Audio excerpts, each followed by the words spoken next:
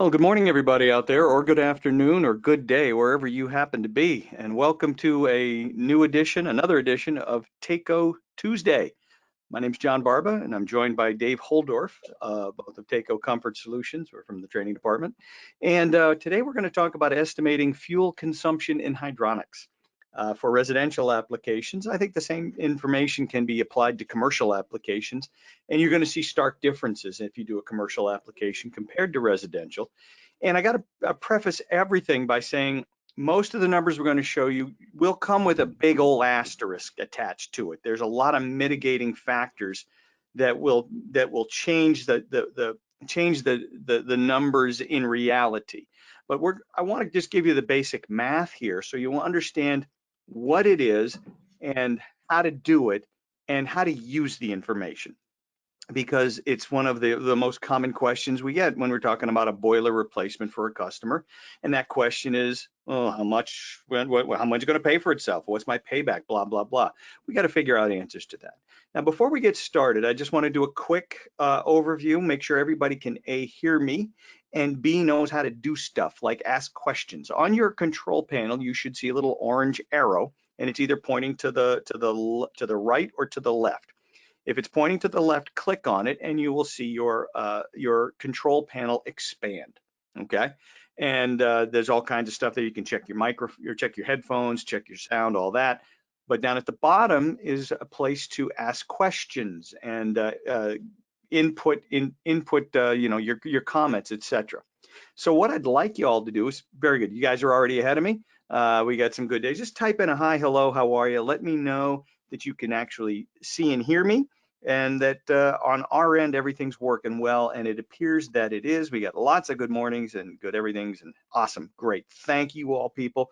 And And if you're as doing always, this on, yeah, if you're doing this on your tablet or your device, you'll just see tabs at the bottom of the screen that you can click on. It'll change screens from one side to the other. So I'll be monitoring those questions. I'm monitoring them the entire time. So please ask away. There is no question and answer period at the end. As soon as you get it, you ask it. You ask right away. right, yeah, don't wait for us to say, hey, now's the time for you to ask questions. Ask questions as we go along, and we'll answer them as we go along. We figure that generally works the best. I'm not a fan of saying, "Oh, hold your questions to the end, and if we're lucky, there won't be any time." So no, we don't do that. If you have a question, ask it, and we'll do our very best to answer it. And we'll stay on the line as long as you wish to answer as many questions as may come up. So let's talk about this topic of estimating fuel consumption in hydronics. Oh, and one more thing before we get started. Please, gang, if you have a pen and a pad of paper in front of you, take notes, write stuff down, and treat it like a classroom experience. And you will be getting a follow-up email tomorrow with a link to this recording. So you'll be able to review the recording as many times as you wish. So with that, let us jump in with both feet, shall we? Okay, let's go for it. Now, again, it is the question, right? We've talked about this. It is the question that you always get when you're talking about a possible boiler replacement or boiler upgrade. And it's one of the hardest to really give a factual answer to, okay? And that question is, what's my payback? When is this thing going to pay me back?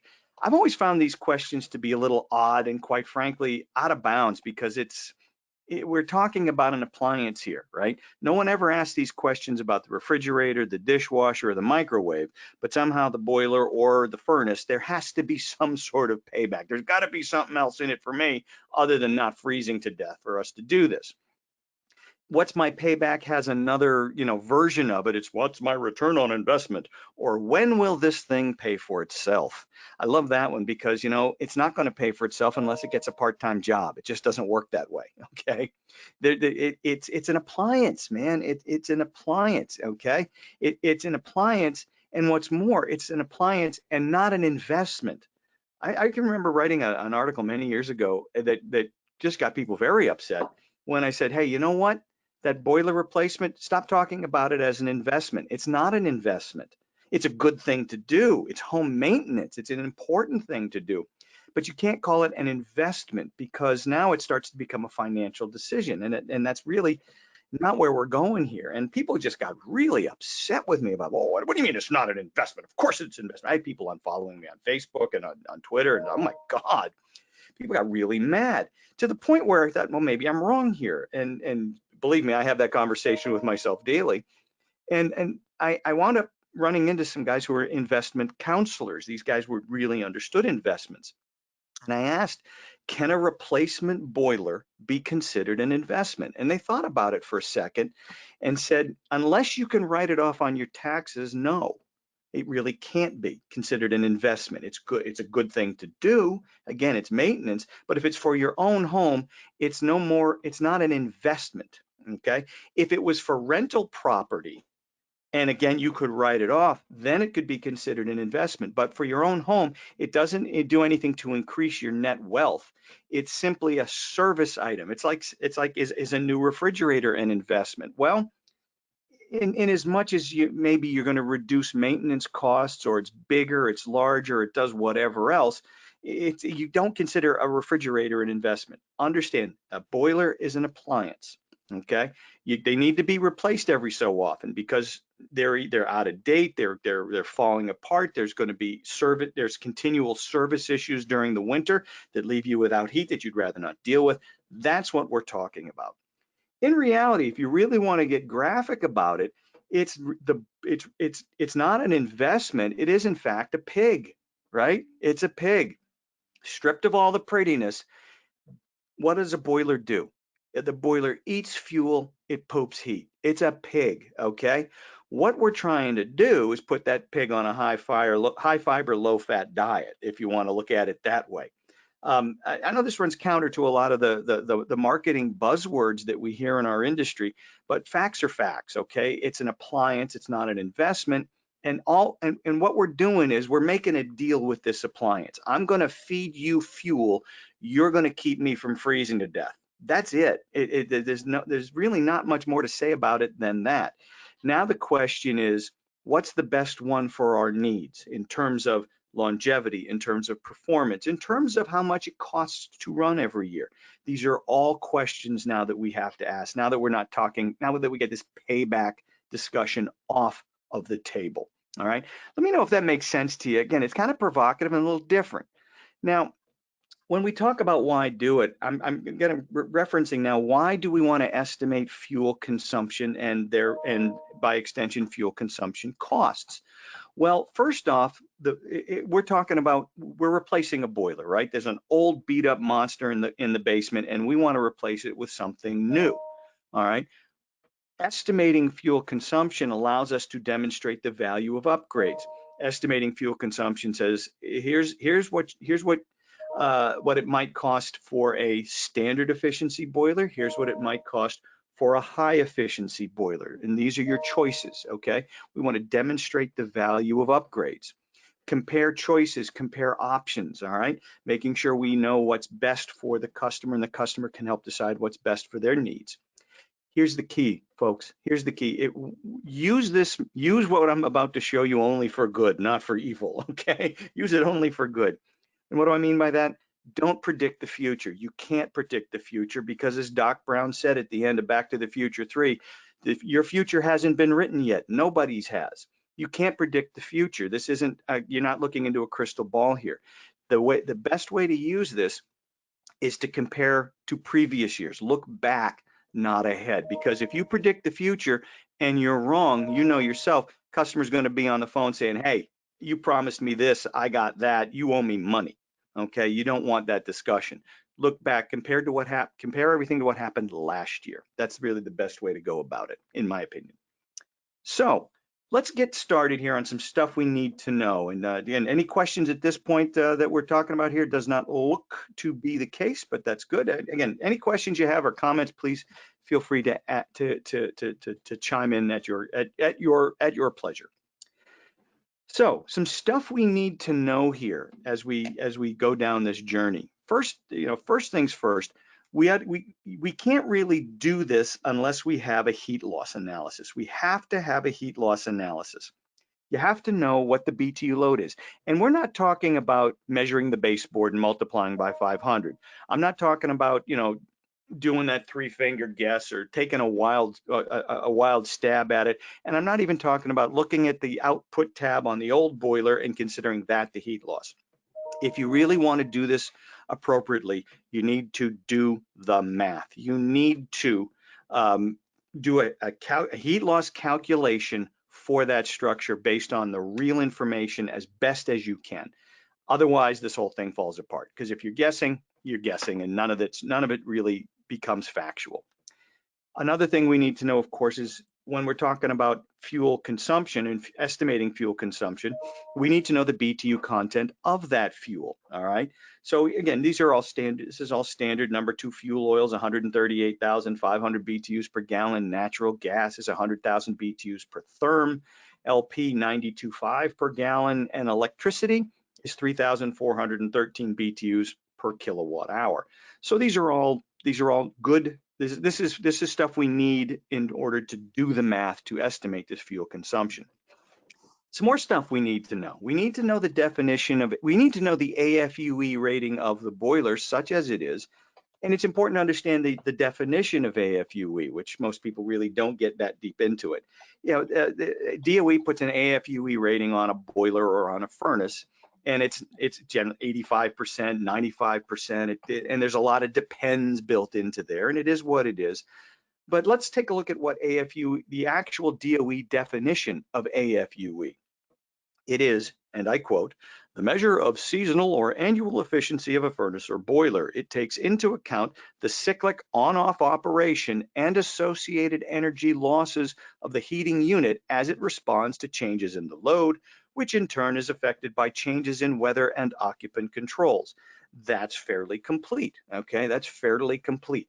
AFUE is what it is, and we know we may have a combustion efficiency of a boiler and we have an AFUE rating of a boiler, and they're not exactly the same things.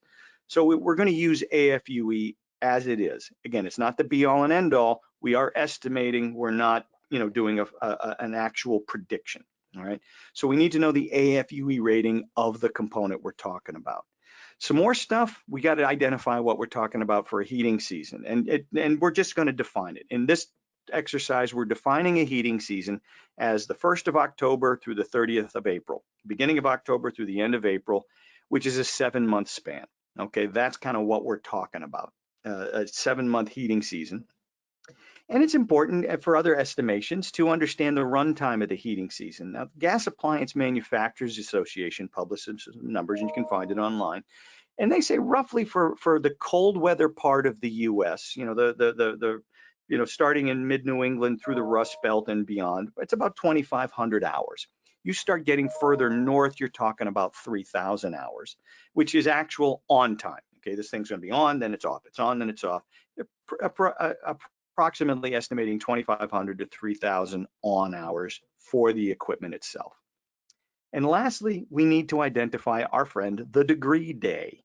We use degree days to help estimate fuel consumption, and degree days are pretty interesting because for years people talked about degree days, and you know what I'm talking about, and I go, yeah. I had no clue what a degree day was or how you figured it out till we had to actually teach it. So what a degree day is, it's an estimated average outdoor temperature for the winter. And how you figure it out is kind of interesting. It's the difference between the average outdoor temperature and 65 degrees over a 24-hour period. All right. So and we do it each day, and then we total up the total degree days for the winter. Here's an example which may explain it a little bit better. Let's say we have a day where the high is 40 degrees and the low is 20 degrees. Now, I know we're going to spend some more hours on top of this in the bottom towards 40, a few more hours or 20, but we have to average it out. So if the low is 20 and the high is 40, well, the average daily temperature is 30. All right, or you call it the mean, whatever you want to call it. That's the number we're going to use because we can only get so deep into this. So if our average temperature that day is 30 degrees, and our target here is 65. 65 minus 30 means that particular 24-hour period has 35 degree days, all right? And we do this for every day of the winter, tally them up and see what we come up with. So our average daily temp was 30 degrees. 65 minus 30, that's 35 degree days. Don't ask me about the logic behind it. It's just what we use. Now, once we have the daily degree day, we try to find the degree days for the heating season, and then we apply it to our typical house. And I'll show you where to come up with that. Let's take a look at the house that we're going to do our fuel estimates for. It's a pretty typical house, and it's in Prior Lake, Minnesota, where it gets mighty cold. All right, it does get cold there in Minnesota. In Minnesota, they designed to a minus 12 degree outdoor temperature. All right, minus 12. It gets colder than minus 12 pretty regularly, but minus 12 is the ASHRAE recommended outdoor design temperature there, and the indoor design temperature in this case is 70 degrees. We need to know that later on. All right. The house is approximately 2,400 square feet, built in the late 70s, and new windows in the mid 90s. Nothing fancy. 2x6 construction, lower levels, a walkout basement. Upper level is again entirely up, above grade. The heating system in the house itself is natural gas using an AFUE 95% ModCon boiler. It's a hybrid system. We have an air handler for hydro air upstairs, as well as panel radiators and radiant floor heating in the lower level. And the boiler also makes the domestic hot water. All right. The calculated heating load of this structure, as done by an IBR rated method, came out to 44,600. A subsequent heat loss analysis done using the manual J method came out to approximately the same. So we're right around 44,600 BTUs as a calculated heating load for that structure in Prior Lake, Minnesota. All right, now that we've got all this information, let's get started. All right. Estimating using degree days, estimating fuel consumption using degree days, we use this math formula. All right, EFU, which means estimated fuel usage, equals the heating load, that's your BTU load, times 24 times DD times CF. I'll explain what all these numbers mean in a second.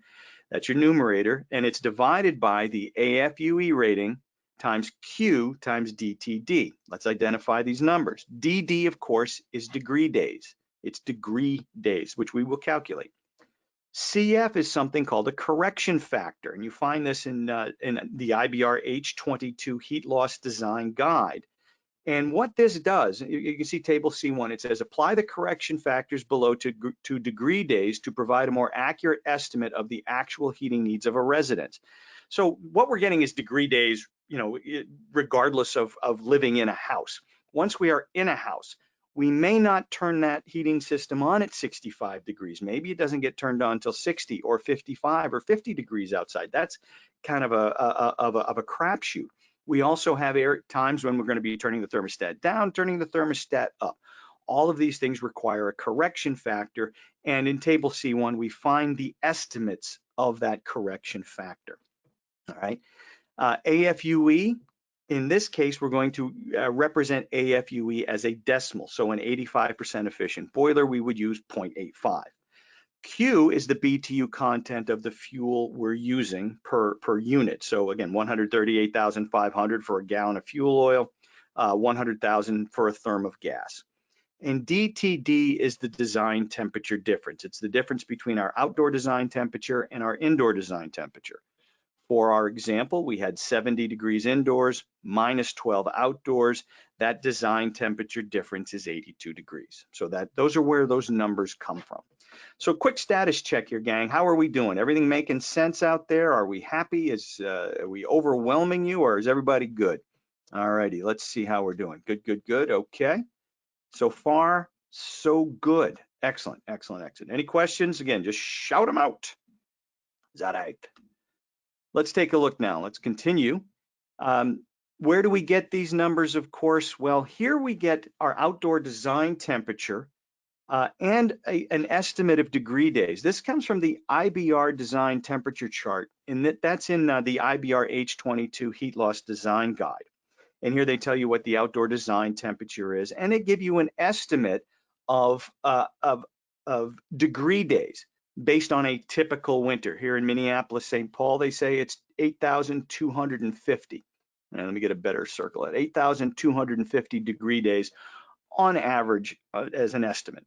If you go up to International Falls, Minnesota, now you see the outdoor design temperatures -25 and the degree days 10,600. Okay, I've been to International Falls. It gets wicked cold up there. Okay, so that's one place to find these numbers. A better place to find degree days is there's actually a website called Degreedays.net. It's for weather geeks, all right? Degreedays.net. And there you can actually drill it down to a specific neighborhood as opposed to a weather station, and you can drill it down to a specific time frame. You can drill it down to a specific time frame that will suit your needs. So let's take a look at this. You go to Degreedays.net, and this is what it looks like, okay? And you basically fill out your information. So weather station ID, you put in the town or area you're looking for. And when you hit station search, you get some choices, which I'll show you in a second. You also click on the degree day type. We want heating in this example, temperature units, Fahrenheit. Your base temperature, we typically use 65.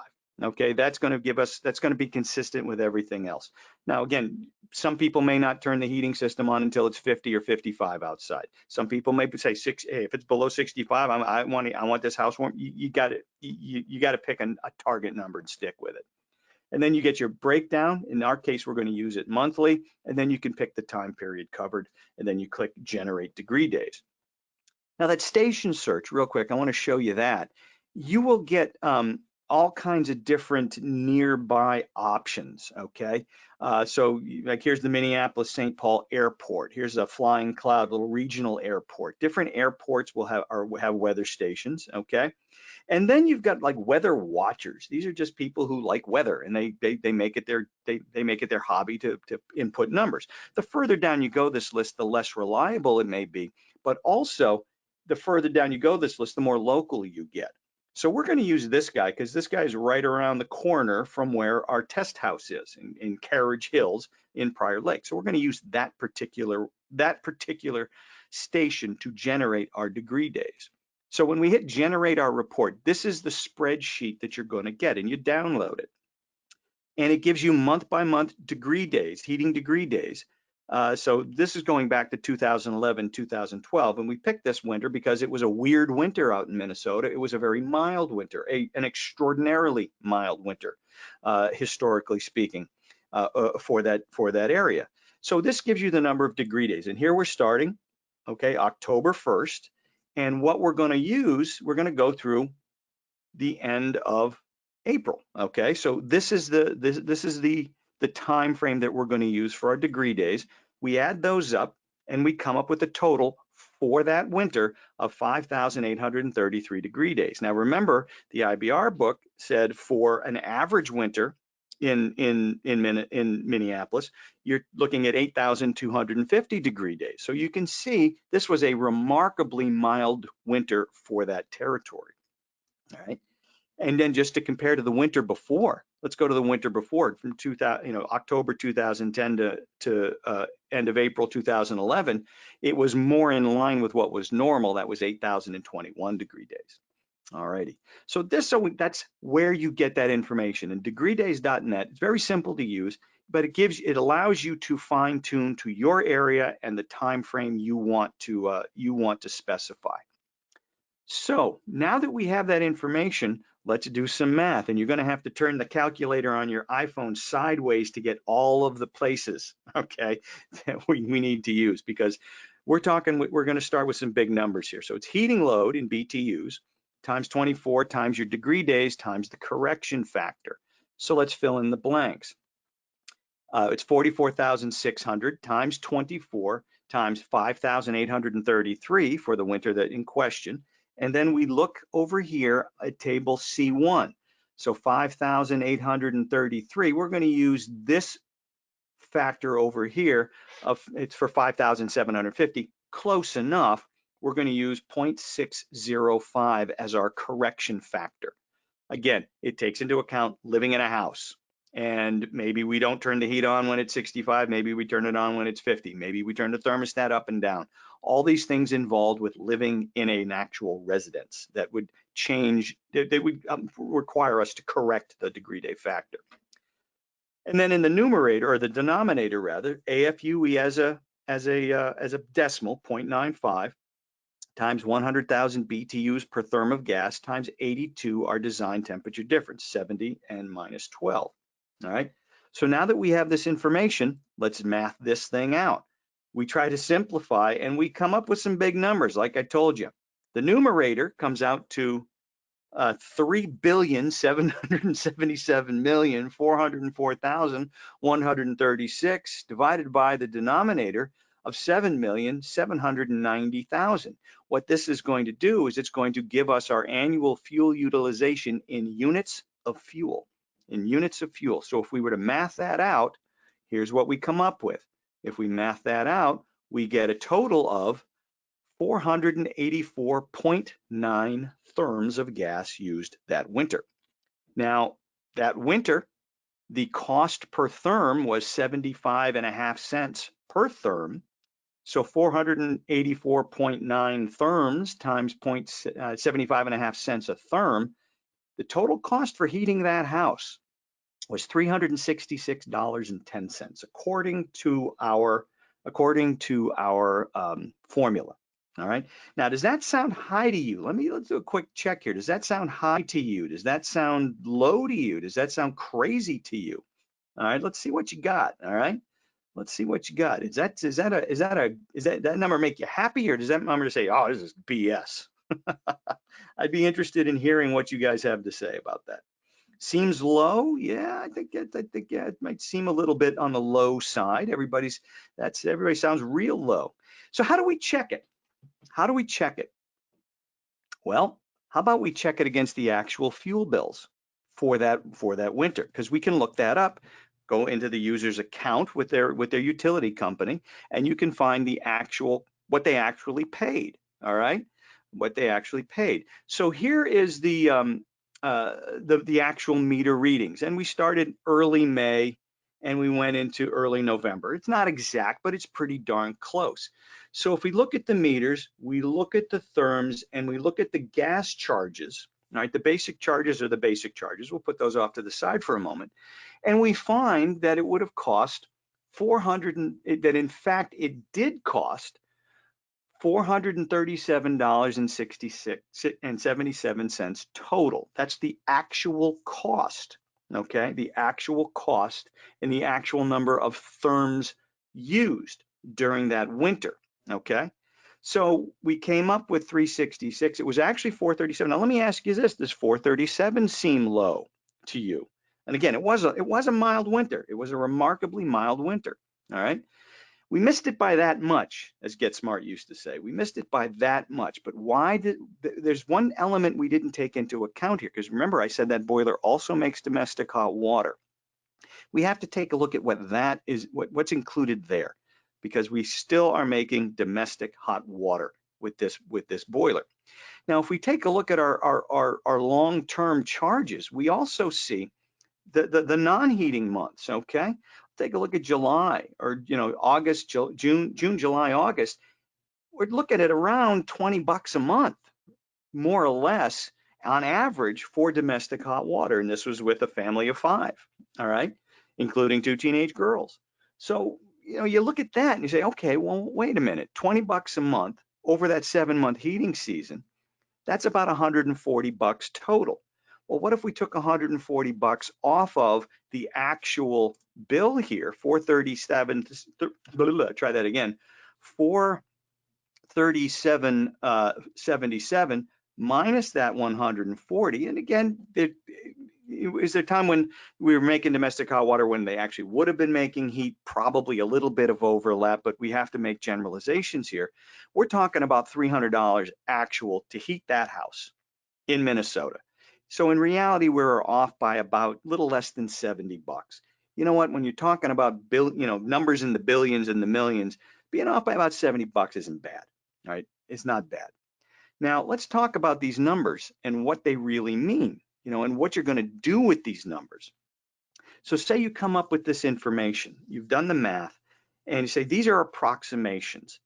What is the value of upgrading the boiler at this time for you, Mr. and Mrs. Johnson? Well, let's take a look at your bills with the old equipment last year.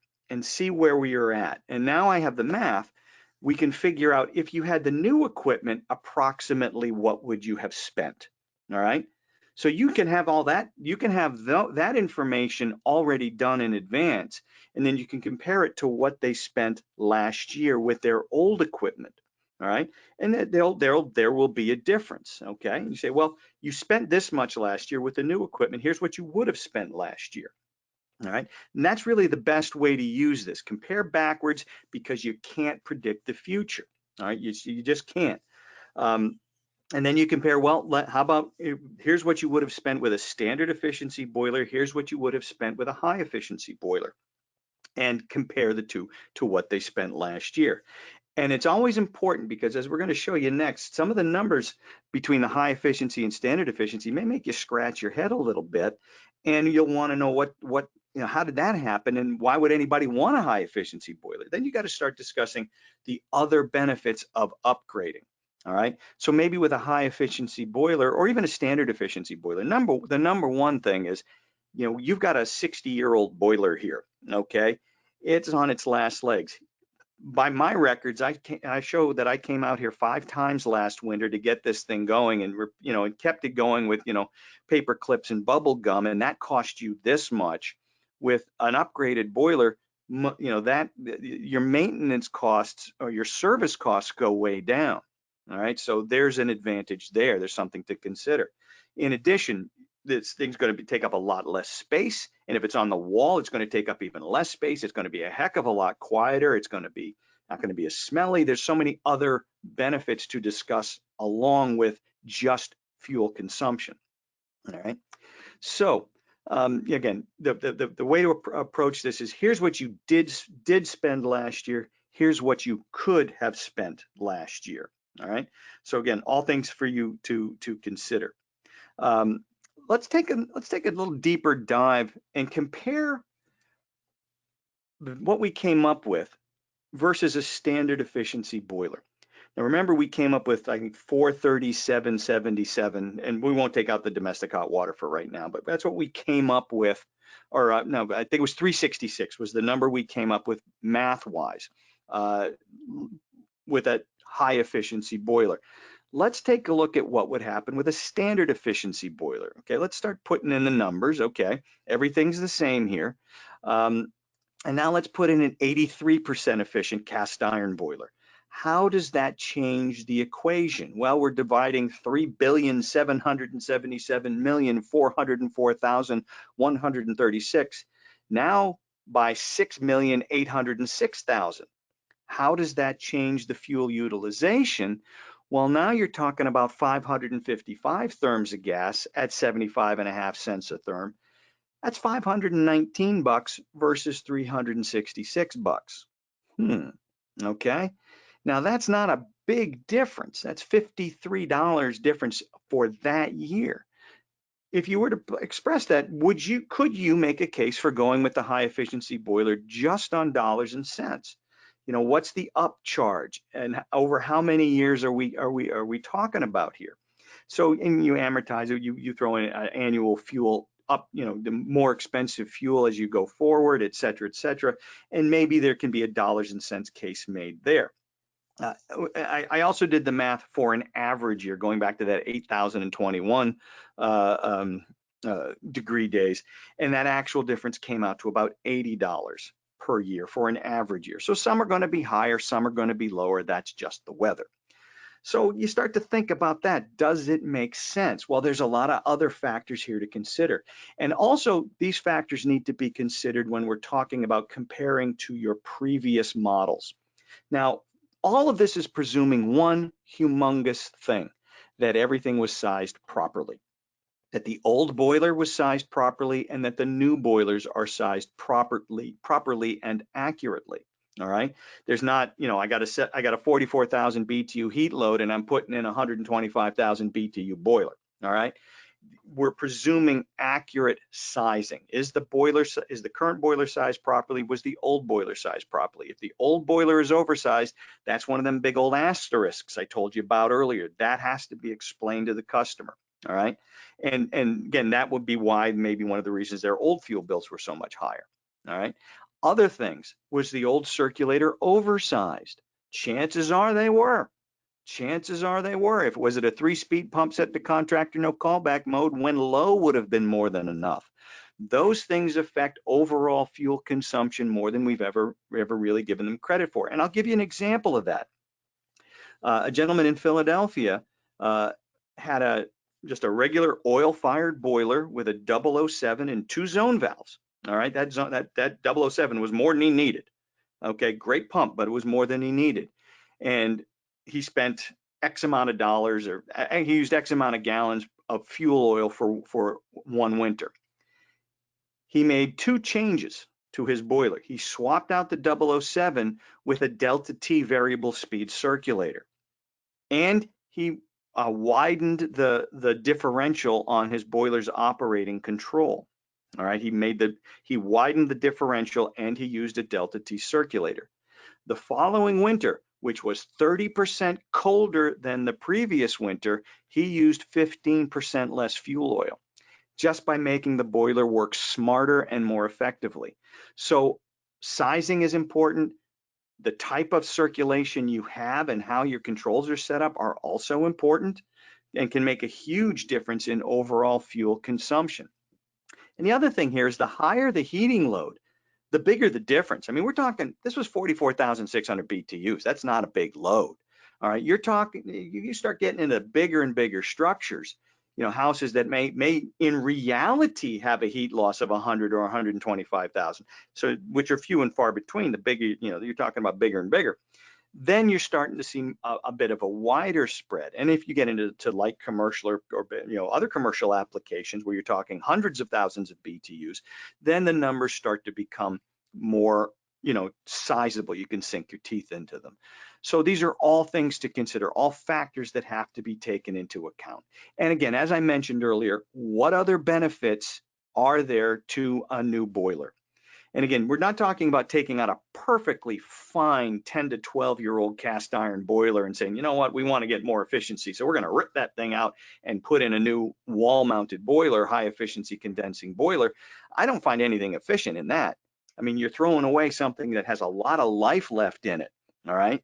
That thing's still a baby at 10 years old. There's no reason to throw it away, all right? You couldn't make that in good conscience. I don't know as you could make a case to replace that boiler. But what we're talking about is this old clunker that's ready to go, okay? It's had 50 years of good living, okay?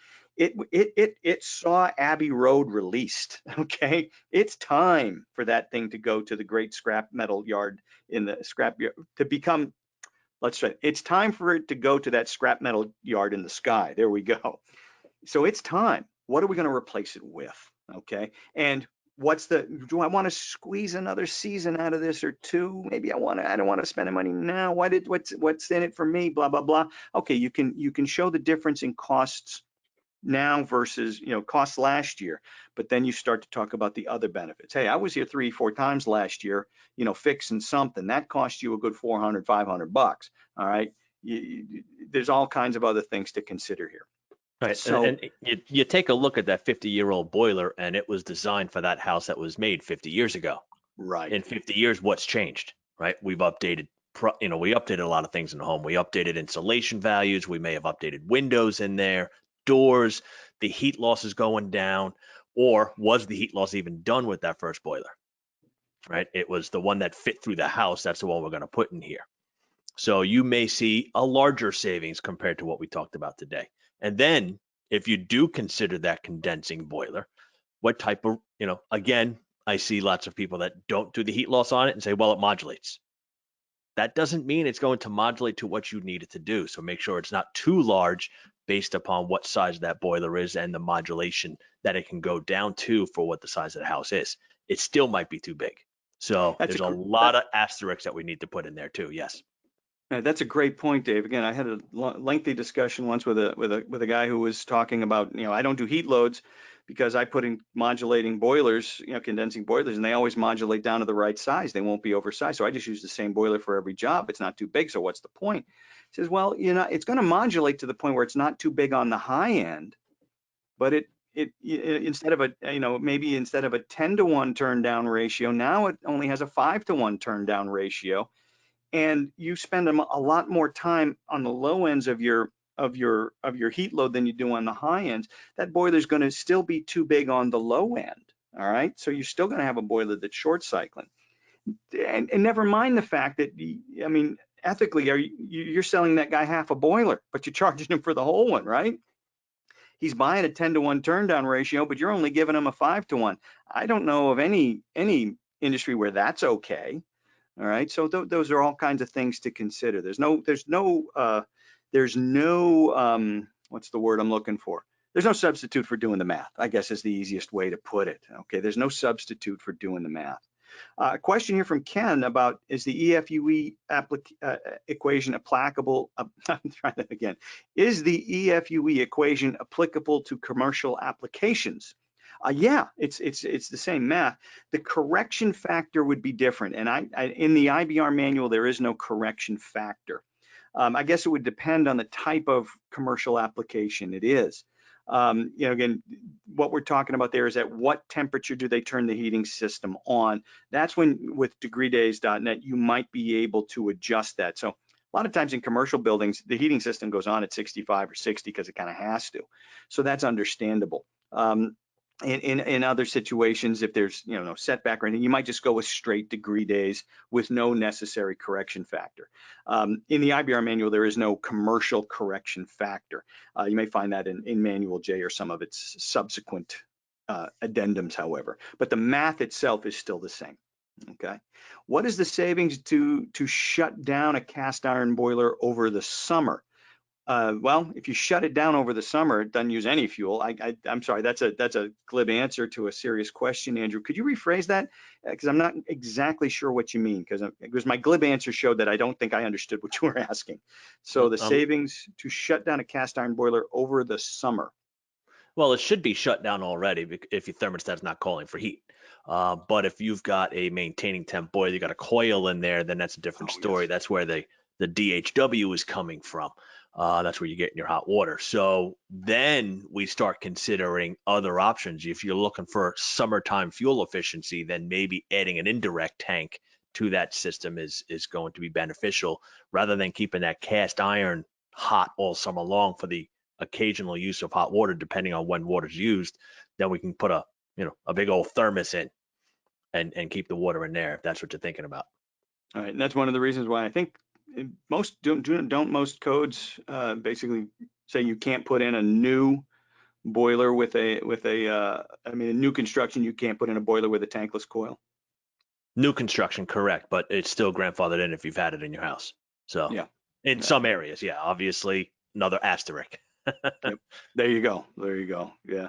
And it's a funny thing, boilers and circulators are kind of similar. When, what's the most efficient boiler? What's the most efficient circulator? Well, the one that's off, right? And what you want are you want on times, nice long run times, and then you'd like it ideally to have nice long off times as well. You'd like it to be both ways. One of the things we found that gentleman I was talking about in Philadelphia, when he put in the Delta T pump and widened the differential, he found that there were instances where he was actually satisfying a call for heat without the boiler firing at all, meaning he was sipping BTUs, or residual heat that was in the boiler. He was using that to satisfy a call for heat, and he was able to satisfy the call for heat before the boiler hit the low limit, hit the lower end of the differential and had to fire, which was kind of neat. Hey, if you can satisfy a call for heat without firing a boiler, I don't know as things get any better than that in terms of overall efficiency, right? That's using the heat you've already made, and then you lower. Then when the boiler does fire, man, it's got a nice long firing time. So that's kind of a good thing. All righty. How are we doing there for questions, Dave? Because it was a short presentation. We actually kind of ran through it pretty quickly. So again, questions, now's a good time for you guys to ask them. And are there any questions that we have not answered yet there, David? Andrew came back when he was asking about the boiler off in the summertime, where we use a heat pump water heater instead. So that I think we got an apples to oranges comparison sometimes now. Now we're not using using electricity there compared to fuel to get your water, I think your costs get relatively close, and it will depend upon where you live. So like here where I am on Long Island, electric rates are a lot higher than compared to using fuel. So I think it's gonna, and that's where you can use some of this math to figure out what it's going to do. Very good. Here's one from Rodney. Is the old way of using the U factor for walls and windows still the proper way to estimate BTU loads? I would say yes, Rodney, that is. It's fine. First off, you find your rate of heat loss due to infiltration, air leakage. Okay. And then after that, you find, using the U values, you find the estimated heat loss due to conduction through walls, windows, doors, floors, ceilings, etc. And then you add them up, and there's your heat loss for a room. Do all the rooms, there's your heat loss for the house.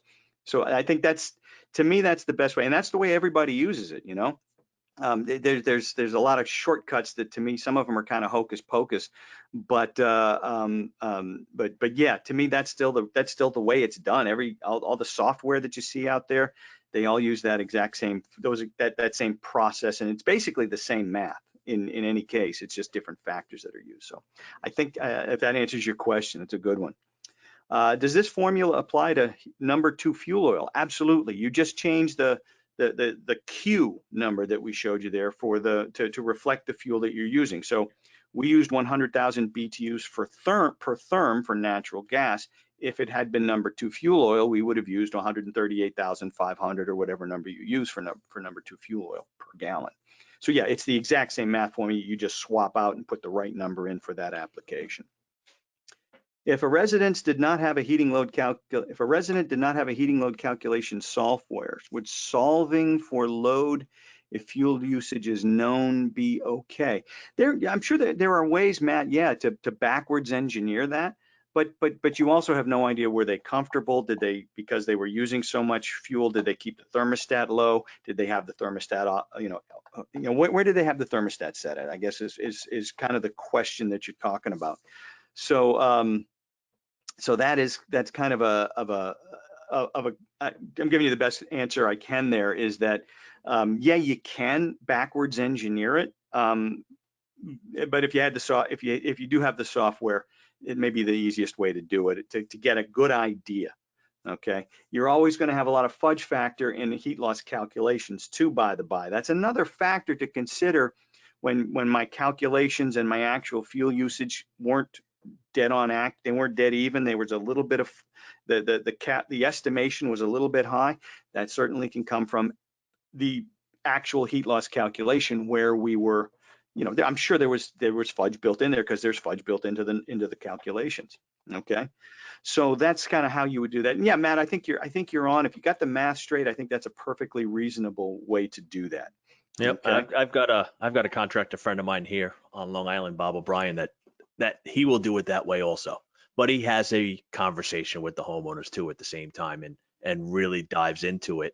So finding another way to do it compared to doing the heat loss, he gets the numbers, and he says it works out good. So very good, very good. Is there no doubt that a 10-to-1 modulating condensing boiler versus a standing pilot 65% boiler on both ends of the heating season? I guess there's more to that question here. I'm not sure. Is there no doubt about it? If you're talking about overall efficiency, well, duh, yeah, of course, a 10-to-1 modulating condensing boiler is going to be way better than a standing pilot 65. That's just that the math will prove that to no end. I guess if that's what you're asking, George, maybe I missed the point of the question. That's just from what I was talking about before. Taking out that 50-year-old boiler to that new high efficiency boiler. Yes. Oh yeah. Just the earlier statement when we ended. Yep. Right. And at that point, the discussion many people have is, well, what if can I get a couple more years out of this? Well, sure, you always can. But then let's discuss about what might be involved in helping you to get a couple more years out of this thing. I mean, like I said, I was here 5 times last year, and here's what you paid me last year for these emergency service calls. All right, let's add that to the tally here and see what we come up with. So I think it's perfectly reasonable to do that. Cool. Was this fun? Let me ask you guys, was this interesting? This was a little bit different than what we've done because, again, as you noticed, we've talked no product at all. But let me know if you thought this was if this is useful. And again, any more questions that you have, please chime in, because this is kind of an interesting thing, and this is kind of timely because this is what you're going through right now, right? For you guys that are doing, residential service and things like that, this is something that you are using right now with customers. Okay, so again, I think the absolute best thing to do is well, what am I going? Again, try to steer away from the payback conversation. I'm sure everybody here has heard that from a customer. Well, what's my payback? When is this thing going to pay for itself? And you can't just laugh at them because to me, it's a silly question, but you can redirect the conversation a little bit. And he says, well, let's understand what this really is. What we're talking about is an appliance. In the big picture, it's no different than your dishwasher, your refrigerator, your garbage disposal, your microwave. It's an appliance. It does a job for you, okay? Your refrigerator's job is to keep your food from spoiling. The dishwasher's job is to wash the dishes, all right? The boiler's job is to keep you from freezing to death, all right? It's to keep you warm and comfortable. It's not a matter of, are you going to make money off of this thing? Because you're not. What we're trying to do is just lower your costs as much as possible over time. You got to buy it, okay? You have to pay for it, all right? And over time, if you're talking about how much money am I going to save, so I save the actual cost of buying the thing, you're not going to live long enough, okay? Because we're talking about maybe a few $100 every year over the course of the life of the boiler. You're probably not going to live long enough for it to quote unquote pay for itself, because you got to factor in there's going to be service, there's maintenance that you have to do. When you're talking about changing fuels, now we got a different discussion, okay? When you're talking about, say, hey, I got this old oil-fired behemoth and they're bringing in natural gas, and I can go, and that's becoming less and less of an option anyway, and I'm going to go from that to natural gas. Now there's maybe a bigger discussion to be had, or going from fossil fuels to something like a heat pump, air to water, air to air. Now we're having a little bit different discussion. The upfront cost might be massive, but the actual savings might be fairly substantial as well. So there's other discussions to be had there. But keeping the same fuel and just going from old equipment to new equipment, understand there's no payback, there's no ROI, and there's no paying for itself unless it gets a part-time job. What we're trying to do is keep you comfortable, keep you warm in the winter for as little cost as possible on a month-to-month basis in terms of your fuel consumption. And that's really the only discussion that you can have ethically, I think, with people. Let's see. Do we have an example of number 2 fuel oil versus propane? No, I don't, Emil, but you've got the numbers here, okay?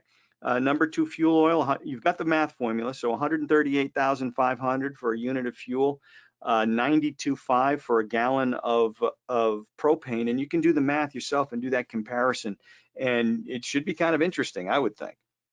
All right, so there you go. Let's take a look here. 20-year-old Weil McLean oil-fired boiler with a domestic hot water coil running very clean at 88.5% efficiency. Remember, that's not AFUE, that's combustion.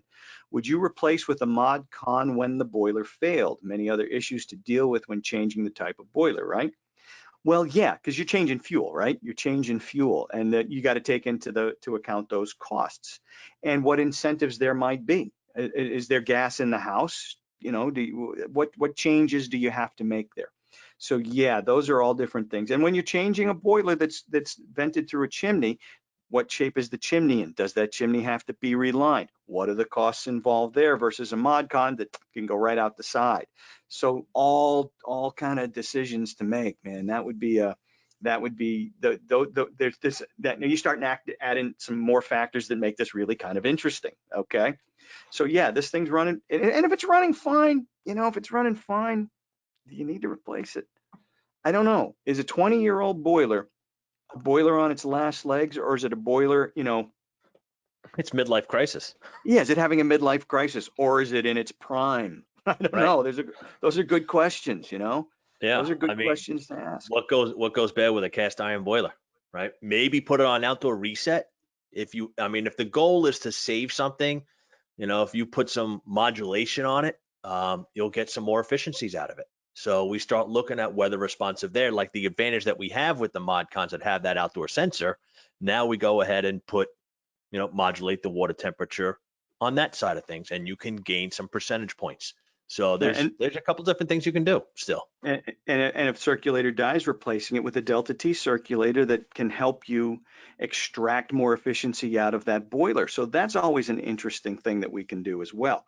There's between adding reset and adding, and again, watching the low return water temperatures, obviously on a cast iron boiler, but adding reset and adding a Delta T circulator, we can make that boiler as efficient as it can possibly be, and and help extend its useful life a little bit. I think those are. If I'm looking at a 20-year-old boiler, cast iron boiler, I'm going to look at those options versus replacing. I'll give the customer both options and say, I could do this to the boiler and that'll make it as efficient as it can possibly be. Or, hey, you know what? We could just rip it out and replace it with this. And here's the cost, and you make the decision. I'll do either one for you. My recommendation is either this or this. I mean, that would be up to you. But that's kind of, I think that's kind of where I'd go with it personally. As I'd give them, say, hey, we can put a secondary outdoor reset control on this boiler to have it modulate and protect itself against low return water temperatures, because that's important. And I can put a Delta T pump or some Delta T pumps on this job that will mitigate the flow a little bit, so I won't over pump and maybe widen the differential. Maybe we can make this thing sing and dance for another 10 years. And then in 10 years, we can have the discussion on what to replace it with.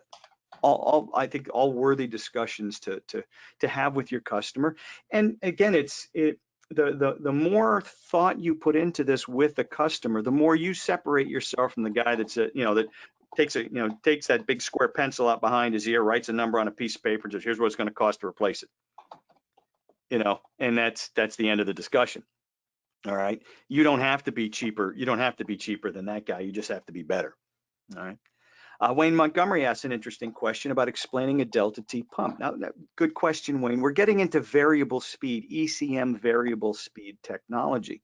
In our case, we have the Taco VT2218, and it's a Delta T pump, meaning it varies its speed in order to maintain a specific Delta T within the system. Say, for example, the system, like most residential hydronic systems in the US, in North America, are designed to a Delta T of 20 degrees. Water goes out at 180, comes back at 160. Low temperature version goes out at 140, comes back at 120. You get the idea. What this pump can do with temperature sensors, one goes on the supply and one goes on the return. It doesn't particularly care what the water temperature is. It's just watching the temperature difference between what's going out and what's coming back, and it will vary its speed to maintain that temperature. So what that will do for any boiler is help reduce the likelihood of short cycling. So we're not sending out 180 degree water and bringing back 174 degree water because the pump is way oversized, okay, for the system. We're trying to maintain that 20 degree Delta T as much as possible, and the boiler likes that. It makes the boiler happier and makes it work more efficiently. It has longer cycles and fewer of them when we don't over pump. So that's the short answer of a Delta T pump, Wayne. And in this example, to help a boiler work more efficiently, with a cast iron boiler especially, it can do wonders. It'll work very, very well with a modulating condensing boiler as well. It works extraordinarily well with a modulating condensing boiler when we have a buffer tank in the middle to add a little bit of water content. So, I hope that's adequate of an explanation. In just a couple minutes, we can do it. We've done webinars on Delta T pumping, many, many times over the year, and we can certainly do them again. Let me know if that answers your question, Wayne, because that was a dandy. I like that. If you don't know the efficiency of an older boiler, would a combustion analysis give me that? It's better than nothing, because I'm not sure the AFUE and the combustion efficiency are kind of the same thing.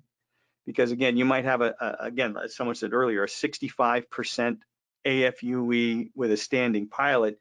You may actually combust fairly efficiently. That's just telling you that all that's telling you is how much energy is being transferred from the fire or how much energy how much energy is not going up the chimney. All right.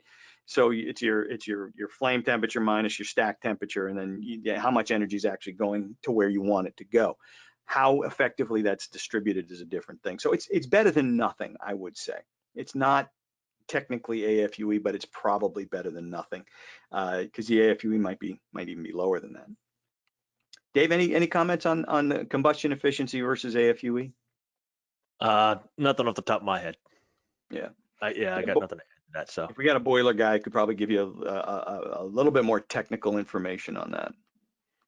All right, a lot of great questions, guys. Thank you for this. I really appreciate your questions and appreciate your participation. This has been this has been a lot of fun. I hope it was useful for you.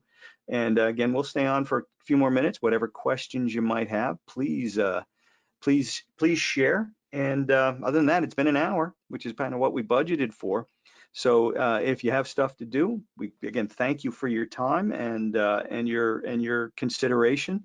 And we do appreciate you being here. And any more questions, type them in. Dave and I'll stay on for a few more minutes for any additional input or feedback you guys are looking for. We have another Takeo Tuesday in just a couple weeks with our commercial division, and then again we do two Takeo Tuesdays every month. We'll do one that's kind of residentially focused and one that's commercially focused by our different sections. Thank you, Christina. Appreciate it. Thank you, Danny. Very good. Excellent. Glad you guys were here. This is terrific. Oh yeah, tomorrow night. Thank you, Roger. Thank you for reminding us. Tomorrow night, Takeo After Dark. Go to the Takeo website. You can sign up for Takeo After Dark. It's our night school where just things get a little crazy, man. We really go. We have some fun, and we let our hair down a little bit. We don't dress as formally, and kind of go a little crazy. Wouldn't you say there, Dave? we have some fun. We have some fun. Yeah. We have some I let fun. My hair down. Yeah. Yeah. And what we do is we have I hope you can see him because that makes that statement. But it'll be part 3 of a 10-part training series where we go through our entire. Basically, it's our 2-day factory training class broken up into 1-hour segments over 10 weeks. So we'll be in week 3 tomorrow night, where we're going to talk about boiler sizing, air control, circulator placement, pumping away, all that fun stuff. And that'll be tomorrow night at 7 p.m. Eastern time. So excellent. All righty. Well, see like folks are still on here, but thanks again for that. Allie, thank you. Roger, yeah, you like that one. Sean, Martin, Dave, thanks again for being with us. And very good. Well, it seems like the questions have dried up. So again, I really do appreciate it. And we will see you next time. So on behalf, Dave, any final words? Good to still, so to speak, see everybody out there and getting everybody to log in like this. And it's wonderful to still be able to do training that John and I like to do.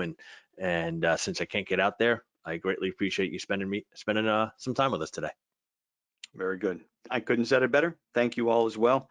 Have a great rest of the week, and we'll see you next time on Takeo Tuesday. Oh, take care, I know everybody. What I wanted to add. One more thing.